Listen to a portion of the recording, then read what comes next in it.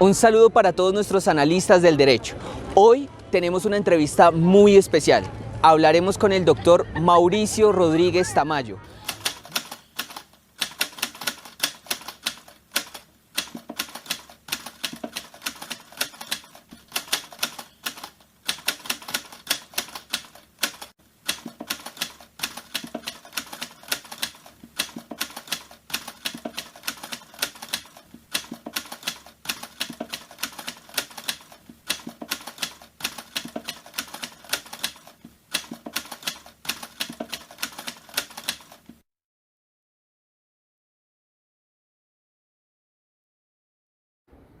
Bueno, el derecho es un concepto muy amplio. El derecho finalmente es un instrumento que permite que los seres humanos puedan convivir en sociedad, puedan ejercer sus derechos, puedan conocer cuáles son sus reglas, puedan saber qué no pueden hacer y qué deben hacer. Es un concepto que en verdad engloba una cantidad de conceptos y de categorías, y por supuesto desde mi punto de vista es pasión. El derecho es eso, es pura pasión.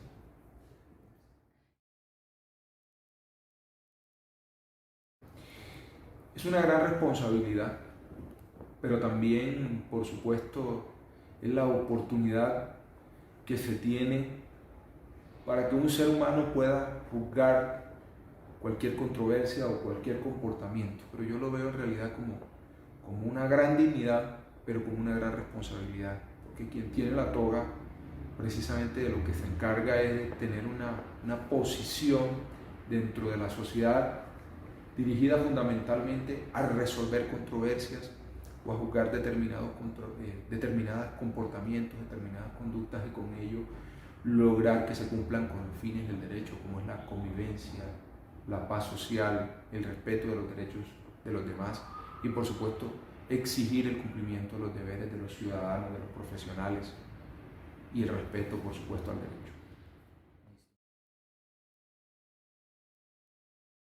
Bueno, yo cuando estaba muy chiquito no tenía muy claro qué quería hacer. En realidad fue cuando cumplí como 11 o 12 años que sentí como ese llamado a querer ser abogado. Siempre con los amigos jugábamos, incluso cuando yo estaba muy pequeño tenía unos amigos muy cerca y jugábamos a juicios, donde yo era el juez y el otro era el abogado defensor. Siempre hubo como ese llamado y bueno, aquí estoy. Se cumplieron esos sueños. Un afán desmedido de servirle a los demás. El abogado, ante todo, es un instrumento para servirle a las personas. Si tú no quieres servirle a los demás, tienes problemas para ser abogado. Eso es un mensaje para todos ustedes que están estudiando Derecho. Por supuesto que la profesión le tiene que brindar a uno lo necesario para uno vivir, para uno poder sostener a su familia, para poder cumplir las metas personales. Pero un abogado se parece mucho al médico. Nuestro trabajo es continuo, nuestro trabajo es permanente. El abogado tiene que ser dedicado, estudioso, aguerrido. Y desde la universidad, todos tenemos que estar comprometidos con ello. De tal manera que ser abogado es eso, es servir. Entonces tú le sirves al derecho como funcionario público, como servidor público. Tú le puedes servir al derecho como abogado litigante, como juez, de diversas formas. Pero siempre nuestra tarea es eso. Nosotros prestamos siempre y eminentemente servicio a los demás.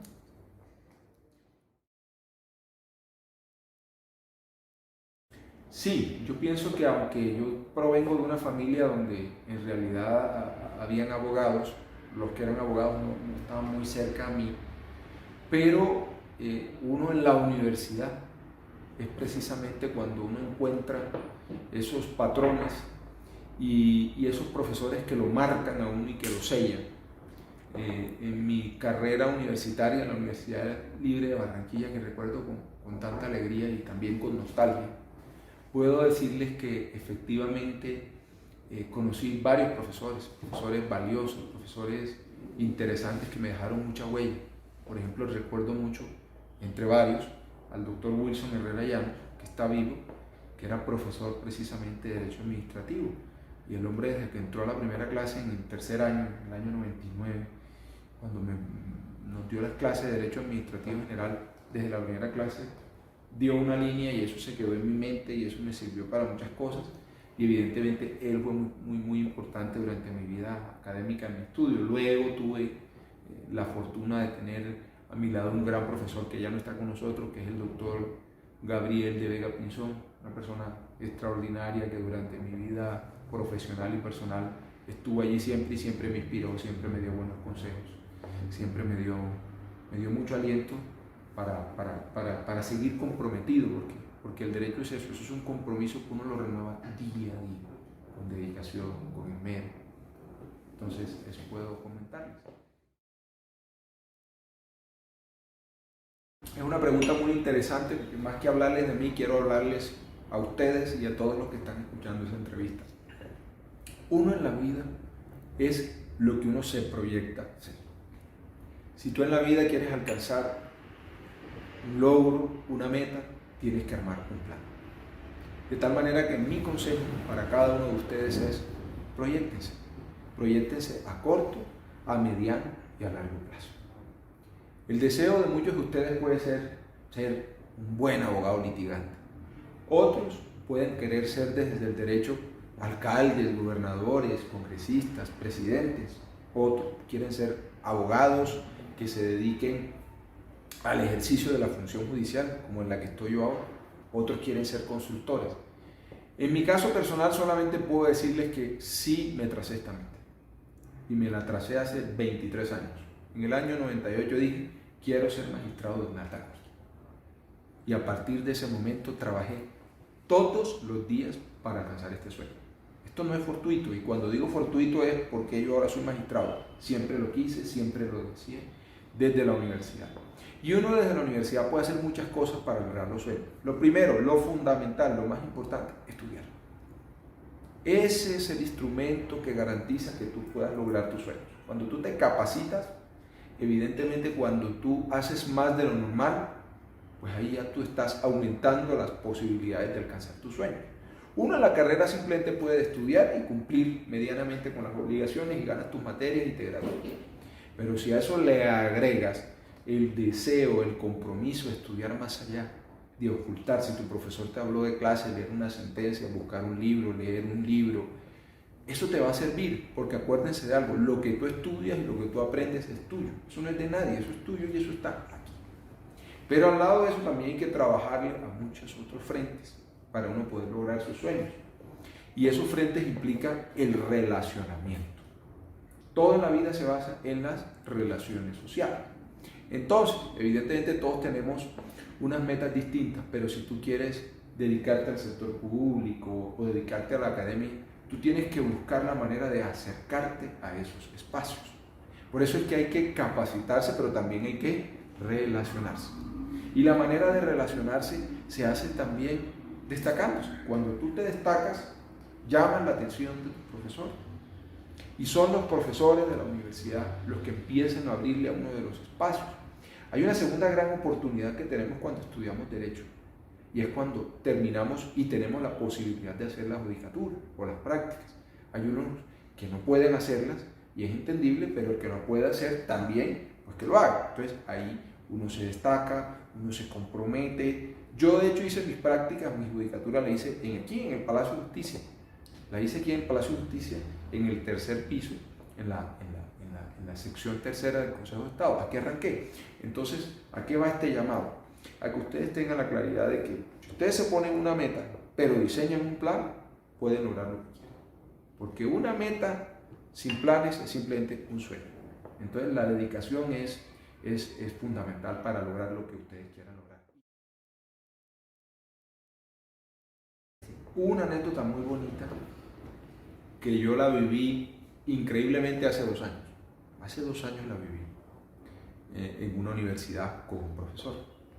Yo estaba en unos estudios, yo era estudiante, hace 2 años estaba estudiando una especialización y era un profesor, es un profesor, un hombre espectacular, íntegro, un hombre muy inteligente que me enseñó muchísimo y me llamó mucho la atención y por eso le cito esa anécdota. Y un día dentro del módulo que estábamos dando, él se ocupó de un tema muy particular que era un profesor muy exigente. Se ocupó de un tema muy particular que fue él iba a hablar de el régimen de contratación con las entidades sin ánimo de lucro que está en el artículo 355 de la Constitución.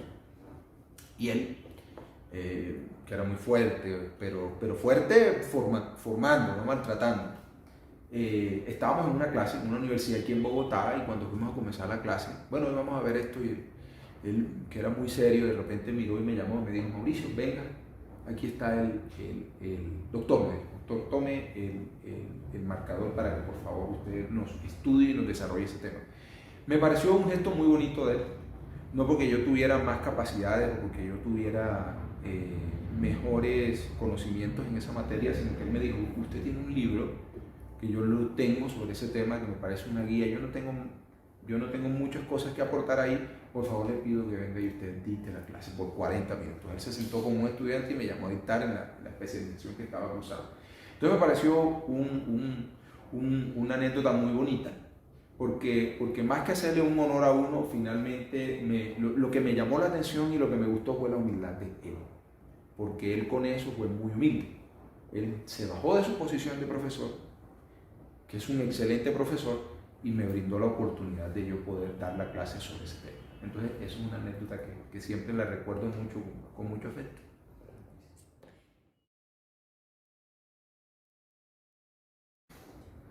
Uno no puede tomar la decisión de estudiar una carrera en función a que haya muchos o pocos profesionales en lo que uno quiere estudiar. Yo creo que uno estudia Derecho inclinado fundamentalmente por ciertos comportamientos. Entonces, cuando uno está chiquito en la casa y uno alega, le dicen, este está bueno para abogado. Cuando uno tiene unas buenas maneras de expresarse, buenas expresiones, dicen, tú sirves para ser abogado. Pero yo creo que al final uno debe estudiar lo que uno quiere. Uno debe estudiar lo que uno siente, que es lo que lo va a uno a agradar y en lo que uno pueda servir. Entonces, al final, yo pienso que, y el mensaje para ustedes, no se preocupen porque en el país hayan miles y miles de abogados. No se preocupan porque en el país haya miles y miles de ingenieros o de médicos. No, uno tiene que preocuparse de ser el mejor. Uno tiene que preocuparse de hacer la diferencia. Y no es cierto que uno deba tener de determinadas familias o determinados títulos o determinadas influencias o determinados contactos para uno poder crecer en la vida. No, eso no es cierto. Cada quien escribe en su libro y en sus páginas de ese libro su presente y su futuro. Entonces, ¿uno qué es lo que tiene que hacer? Destacarse, amar lo que hace, estudiar con compromiso, no estudiar por un examen, sino estudiar para la vida, para servirle a los demás. Porque es que nosotros tenemos que ser conscientes de algo. La carrera nuestra nos permite desempeñarnos en muchos oficios. Si tú eres abogado, tú puedes ser profesor. Si tú eres abogado, puedes ser litigante. Si tú eres abogado, puedes ser servidor público. Si tú eres abogado, además puedes ser juez. Es decir, esta es una carrera que se presta para que tú ejerzas tu oficio de muchísimas formas y de diversas maneras. Entonces mi invitación es, adelante, no saquen cuenta de cuántos hay, sí saquen cuenta de lo que ustedes pueden hacer para hacerlo mejor. Sí, evidentemente él fue un ser humano y un gran docente, pero fue una persona que me dio insumos para muchas cosas en la vida. Me dio esos consejos que uno no le dan en la universidad sobre cómo comportarse, qué cosas hacer, qué cosas no hacer. Él fue un gran padre, yo siempre lo califico de esa manera, porque siempre tenía además el tino para en el momento preciso enseñarme con los actos y con las circunstancias que vivía. ¿Viste lo que acabó de pasar ahí, Mauro? Y yo, sí, doctor Gabrielito. Bueno, mira, eso que acabó de pasar estuvo mal hecho. ¿Tú te diste cuenta que tal cosa? Mauro, mira, no olvides tal cosa. Siempre me enseñó con ese consejo. Era como un papá, se comportaba conmigo como un papá.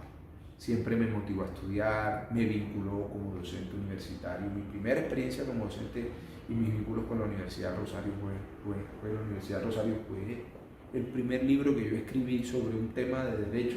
Quien me hizo la revisión de estilo, quien se lo leyó, quien me lo corrigió y todo, fue él. Es decir, son muchas situaciones y yo creo que todos al final en la vida tenemos una persona que nos ayuda, que nos guía en nuestros pasos y que se constituye como un faro. Nosotros lo vemos como un faro ahí que que como que seguimos su luz. Entonces, de manera particular, creo que eso fue lo que pasó con él, y no solamente conmigo, a muchos.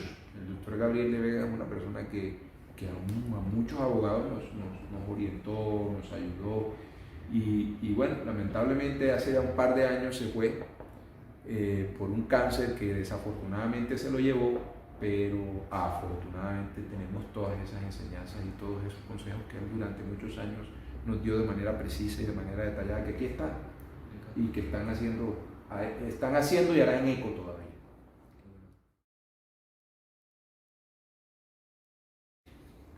Eso es lo mismo, eso es una cosa, eso es, ¿cómo te digo yo? Eso es como ser docente. Bueno, empecemos por ser abogado. Ya hablamos que eso es un tema de servicio, que eso es un tema, pero el tema de la docencia es la oportunidad de rendirle un poco, de compensarle un poco a la academia lo que la academia le ha dado a uno. En mi caso particular, la docencia durante todos estos años me ha servido para aprender mucho. Me ha servido para poder escribir algunos textos jurídicos, y también me ha permitido algo que yo le agradezco mucho a la docencia, y es mantenerme muy activo, leyendo, estudiando, por cuenta de que ustedes saben que el derecho todos los días cambia. Para ser docente hay que tener, eso requiere una dosis de paciencia, una dosis de compromiso. El docente se esfuerza mucho. Cuando uno es docente, uno se esfuerza mucho, porque de todas maneras la docencia demanda atención, demanda energía, pero el mejor pago que tiene un docente no es la plata que le pagan uno por las horas que uno dicta, sino sentir que el estudiante aprendió, está contento con lo que hizo, y que esa persona incrementó su experiencia y su conocimiento sobre los temas. Pero definitivamente la docencia es una herramienta muy buena, incluso para los abogados. Y el que siente ese llamado, porque la docencia es algo que yo creo que uno nace siendo docente, que uno tiene que tener, en primer lugar, como esa inclinación hacia querer enseñar a los demás. No significa que todos no la tengan, solo que uno las pueden tener más. Y al final de lo que se trata, repito, es de poder aportar en la formación de los abogados. Entonces eso me parece que es interesante, y quien pueda combinar esa tarea con la docencia, lo hace muy bien.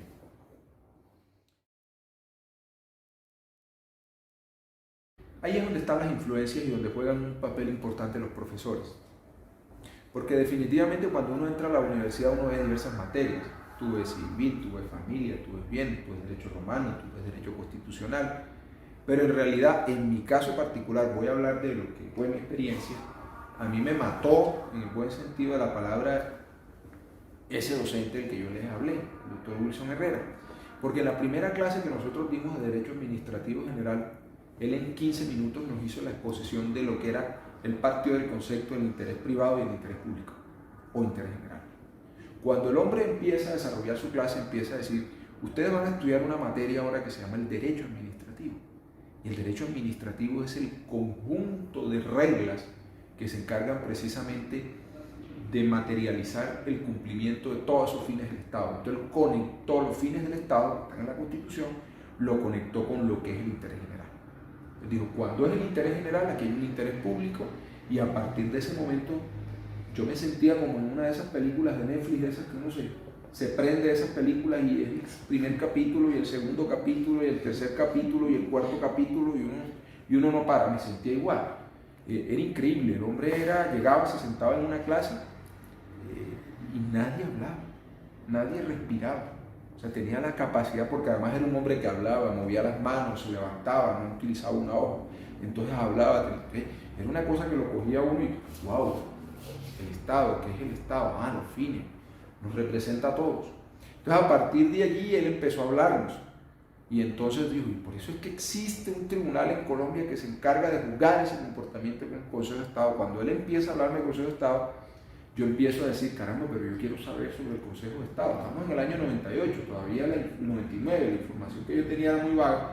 Y empecé increíblemente a leer mucha jurisprudencia de la sección tercera del Consejo de Estado. Yo me conecto con el derecho administrativo cuando empiezo a ver los fallos de reparaciones directas que sacaban en ese momento en el Consejo de Estado. Cuando se hablaba de la teoría de la prestación de los servicios públicos, el tema del daño antijurídico. Entonces, al final uno se conecta, obviamente yo creo que eso es algo que uno tiene, ¿no? Uno es sensible a los temas públicos y a partir de ese momento me sirvió muchísimo para reforzar mi inclinación al derecho administrativo, me sirvió mucho leer jurisprudencia desde muy temprano. Yo empecé a leer jurisprudencia cuando estaba en segundo año de derecho. En segundo año, en el mes de marzo del 98, empecé a leer jurisprudencia y evidentemente la jurisprudencia que entendía en ese momento cuando estaba en segundo año de derecho, que es como decir tercer semestre, cuando no es anual, la única que entendía era la de la tercera, porque era el caso del policía que accionó su arma y mató a alguien sin querer, o es el caso del daño de una torre eléctrica que se cae. Para mí era sencillo entenderla, pero claro, cuando yo leía esas sentencias venían cargadas de derecho administrativo. Empiezan a hablar del Consejo de Estado francés, del fallo blanco, de la niña Inés Blanco, todo eso me carga y empieza a inocularse y ahí está, y creo que estará hasta el fin de mis días.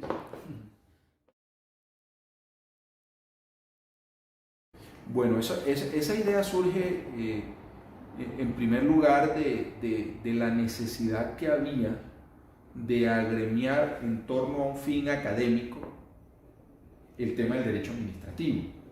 Evidentemente ya había un colegio muy bueno, de grandes amigos, como lo del Colegio de Abogados Penalistas. Ellos armaron ese colegio y yo dije, caramba, eso me parece una buena idea. Ellos han hecho un gran trabajo.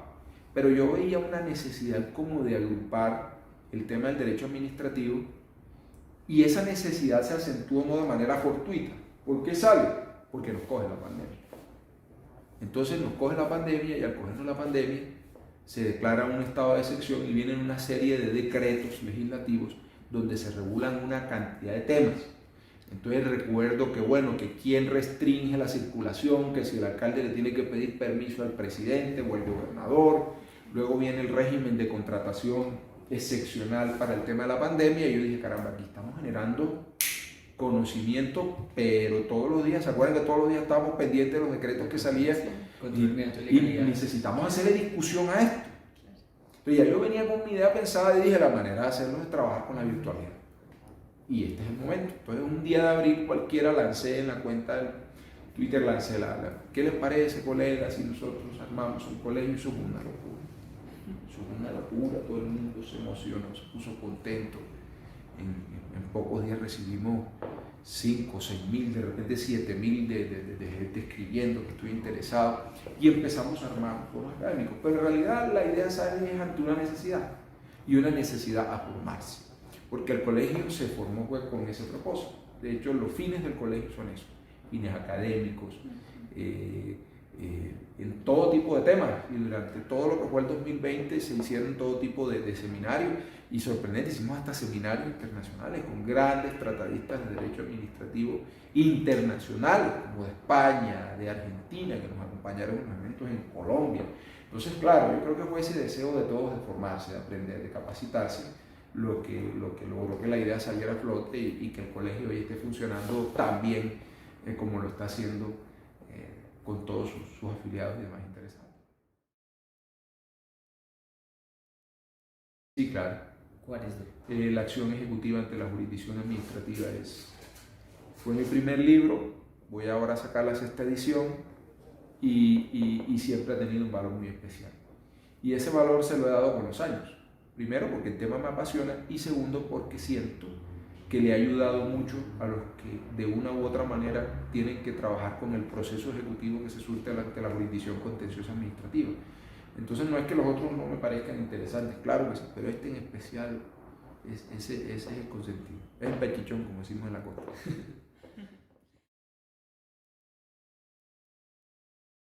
Bueno, yo pienso que al final, estamos hablando del derecho disciplinario de la contratación estatal. El libro ha tenido una buena acogida porque fue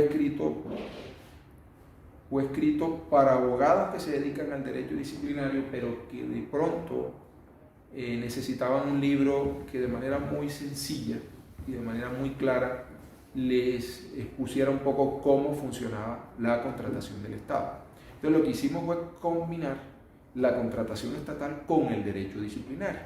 Entonces creo que eso le sirvió mucho, sobre todo a los abogados que trabajan el tema disciplinario y que no están dedicados, no son especializados en contratación estatal.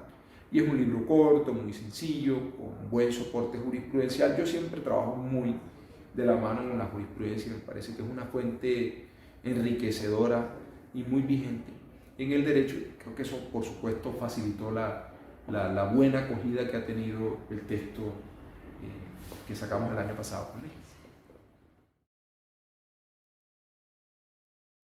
Bueno, mi primera experiencia laboral fue aquí en este edificio, en el Palacio de Justicia, porque cuando yo hice 4 meses de judicatura en el Tribunal Administrativo del Atlántico, me vine a hacer 5 meses aquí en mayo. Cuando se me iba a terminar la judicatura, me nombraron en un cargo de planta en uno de los despachos de la sección tercera, y hubo una experiencia muy acogedora y muy enriquecedora, porque a partir de allí pues inicié como mi vida laboral haciendo lo que más quería, porque a veces nosotros nos gusta una materia, nos dedicamos a una materia y el trabajo nos va mandando por otro. Eso también sucede, pero uno tiene que hacerle caso, a la vida hay que hacerle caso. Entonces fue muy chévere. Para mí fue una gran satisfacción venir al Consejo de Estado, porque yo desde que estaba en Barranquilla, cuando ya yo estaba en mi tema, dije, yo me quiero ir a hacer judicatura a Bogotá y la quiero hacer en el Consejo de Estado, pero además la quería hacer en la sección tercera. Entonces la vida y Dios y la vida me dieron eso. Me vine para Bogotá, la hice en el Consejo de Estado y en la sección tercera en los temas que a mí me gustaban. Y es allí, por razones del destino, donde me toca trabajar con el proceso ejecutivo, y de ahí surge ese libro del que yo les hablé ahorita, porque esa sección era la que se encargaba y hoy se encarga de manejar todo ese tema de su proceso ejecutivo.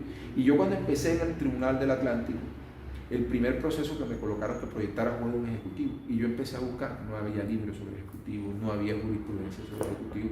Cuando llegué a la tercera, en ese momento dije, este es el momento para empezar, obviamente, y llamé la atención del doctor Germán Rodríguez, que fue mi jefe en ese momento, para que se pudieran trazar unas líneas, y él empezó a sacar unas providencias muy interesantes sobre el tema que luego me sirvieron para el libro.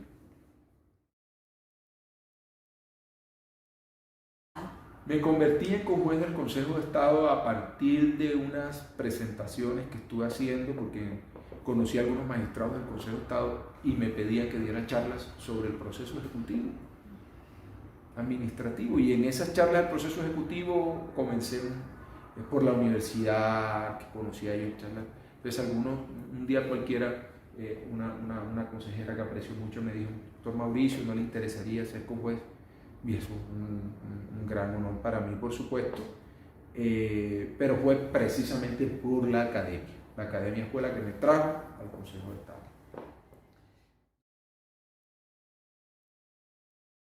Sí, básicamente se dio la convocatoria por cuenta de una sentencia de la Corte Constitucional que dice hay que elegir a los 7 magistrados de la Comisión Nacional de Disciplina Judicial antes de diciembre del 2020. Yo vi la convocatoria yo tengo más o menos 7, 8 años de estar muy metido también en el tema disciplinario, me pareció un ejercicio interesante y me presenté en la convocatoria que abrió la Presidencia de la República. La Presidencia de la República abrió convocatorias para 3 ternas y el Consejo Superior de la Judicatura para 4 ternas. Yo decidí inscribirme en la convocatoria de la Presidencia de la República. Hubo muchas personas que se inscribieron también, gente muy buena en la materia. Y bueno, luego de haber surtido el proceso, hice mi presentación. Evidentemente yo creo que mis estudios en Derecho Disciplinario me sirvieron mucho un poco para poder en mis presentaciones evidenciar lo que yo consideraba que podía ser un aporte a esta jurisdicción. Y evidentemente me presenté al proceso, salí interna y bueno, ya luego se dio el tema ante el Congreso de la República, donde la dinámica fue también muy interesante. Yo les cuento además una anécdota a ustedes. Yo siempre soñé con ser magistrado, pero yo nunca pensé nunca estuvo en mis cuentas ser magistrado, pero elegido por un Congreso de la República. Yo pensaba que si eso se daba iba a ser una corporación, pero bueno, Dios ha sido tan generoso conmigo que yo siempre digo que siempre me da un poquito más de lo que yo le pido. Pero les cuento esto para decir que el proceso en el Congreso fue un proceso muy, muy interesante. Además que con todos los compañeros que tenemos en la comisión, creo que fue muy, muy agradable, gente que está muy comprometida para hacer las cosas de la mejor manera posible, y además un proceso muy rápido. En realidad fue un proceso donde nos inscribimos en octubre, en noviembre había ternas y el 2 de diciembre se dio la elección, y ese fue el proceso. Toda. Es una comisión muy importante porque le permite a la democracia cumplir con varios fines. Lo que tú decías del contrapeso es equilibrio, ¿no? Finalmente, ¿qué hace la comisión? La comisión se encarga de disciplinar jueces, ahora nueva competencia, empleados judiciales y abogados. Pero vamos a hablar del Poder Judicial. El Poder Judicial necesita de su independencia, el Poder Judicial necesita de su autonomía, pero el Poder Judicial también necesita control. Y la principal misión que cumple la comisión es ejercer el control disciplinario. Pero adicionalmente, uno de los propósitos que debe cumplir esta nueva institucionalidad es generar prevención. Hay que trabajarle la prevención, y no porque la comisión tenga funciones o facultades preventivas, no, sino definitivamente lo que se quiere con esta nueva institucionalidad es que todo el mundo tenga la posibilidad de conocer el trabajo que hace la comisión. Pero incluso, como lo decía nuestro presidente, el doctor Julio Sampedro, en una de las reuniones que tuvimos y estábamos hablando del tema, hay que trabajar con las universidades de la mano. Porque los estudiantes, desde que se están formando para ser abogados, tienen que saber lo que deben hacer y lo que no deben hacer. El tema ontológico, ese tema ético es fundamental. Pero al final yo creo que sí, la comisión va a hacer su trabajo, estoy convencido que va a hacer su trabajo. Aquí lo que se busca es que hayan buenas decisiones, que donde haya que tomar correctivos, se tomen los correctivos, y que por supuesto al final se dignifique lo más importante, que es la administración de justicia.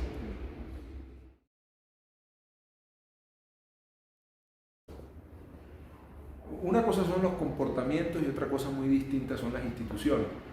Yo pienso que al final lo que se quiso con el acto legislativo del año 2015 fue especializar un poco esa tarea que cumple la comisión.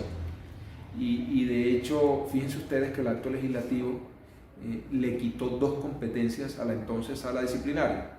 Ya la comisión no va a conocer de acciones de tutela. Ya no conoce acciones de tutela.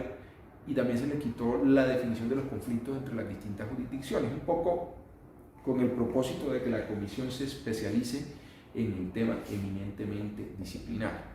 Y es importante, porque de las jurisdicciones que existen en este país, la jurisdicción especializada en materia judicial es precisamente esta.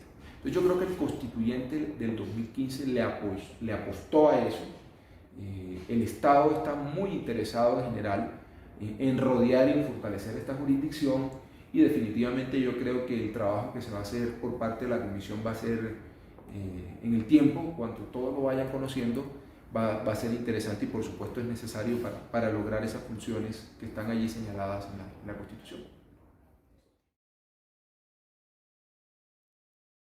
Sí, muy brevemente. Una reforma muy importante privilegia, por supuesto, el uso de la justicia digital. Creo que finalmente el Consejo de Estado recupera un poco la posibilidad de dedicarse a poder decidir grandes y los temas gruesos de los conflictos que surgen entre los administrados y la administración pública.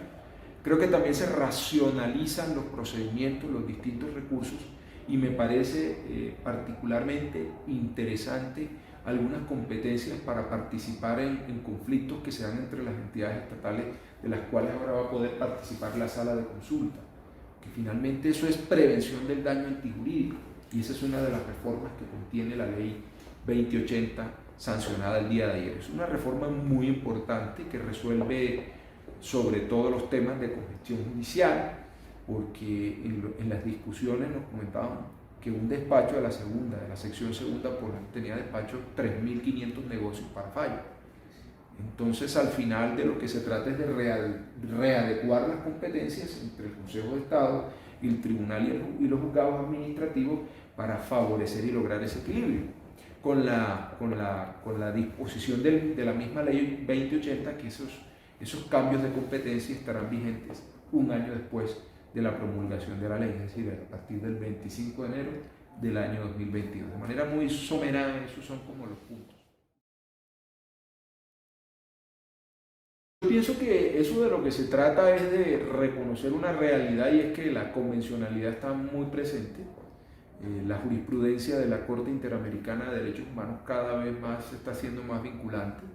Por supuesto, eso obedece, a mi modo de ver, de un respeto que las autoridades colombianas quieren prodigarle a esos precedentes que son vinculantes para el Estado colombiano, y que al final lo que buscan es que exista una intervención judicial en la adopción de decisiones de carácter administrativo que de una u otra manera puedan afectar o eventualmente restringir derechos de los ciudadanos. De este modo, pues celebro en mi caso particular esa previsión novedosa que contrae el CEPACA, y que definitivamente va a facilitar el enjuiciamiento de las decisiones que se dan en materia fiscal. Creo que eso produce seguridad, eso produce eficacia, eso garantiza de una u otra manera también que haya una administración de justicia más cerca a la administración pública, a través de procedimientos que son breves, pero que sin eso se mina la necesaria intervención judicial en ese tipo de procedimientos.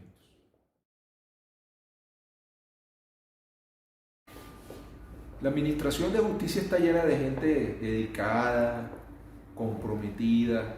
Los jueces, los magistrados, los empleados judiciales son gente que trabaja mucho, que se dedica mucho, esa es la verdad. Evidentemente, pues, la posibilidad de conocer cómo funciona la administración de justicia, en mi caso, apenas estoy entrando en este tema, pero puedo decirles que lo que he percibido, lo que he visto, incluso en mi ejercicio profesional independiente, es que la administración de justicia se hace una gran labor con muchas dificultades, pero es una actividad fundamental y esencial para el Estado. Los jueces al final son los que canalizan las controversias de todo el mundo y le ponen un punto final a la discusión. Entonces creo que a la administración de justicia hay que rodearla, hay que respaldarla, y cualquier circunstancia que por X o Y situación afecte su buen nombre, a todos nos duele, pero hay que seguir adelante, porque la justicia es fundamental para que un Estado pueda funcionar y para que los derechos de todos se puedan respetar.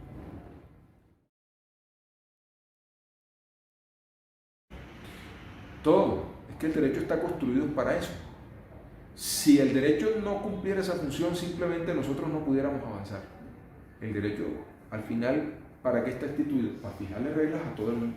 El derecho le fija reglas al Estado, el derecho le fija reglas a la economía, le fija reglas a los particulares, y evidentemente es lo que permite que una democracia, y es lo que permite que un país pueda seguir.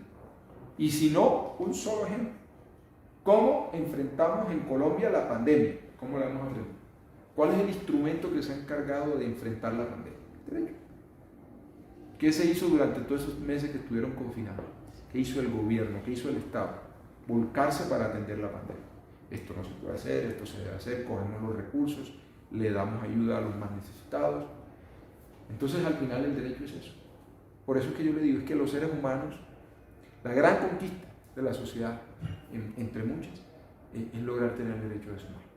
Y evidentemente nuestro mayor compromiso cuando ejercemos la profesión de abogados es aportarle al derecho, usando de manera medida las distintas herramientas legales, haciendo respetar los derechos de los demás.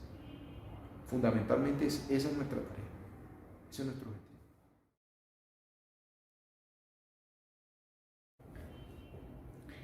Puedo ser monotemático, pero debo decírselos. Todo en la vida requiere de un plan. Y los planes hay que hacerlos a corto, a mediano y a largo plazo. El principal propósito que tiene un estudiante cuando llega a la universidad a estudiar Derecho es estudiar.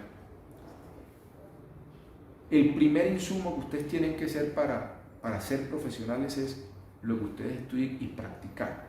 Entonces, ¿qué es importante? Ustedes estudien, pero si pueden, cuando estén estudiando en la universidad, empiecen a hacer prácticas. No esperen la judicatura, búsquenla con un abogado, búsquenla en un despacho, busquen la manera de empezar a aplicar esos conocimientos que son fundamentales. hacer relaciones con los profesores, hacer relaciones con los amigos.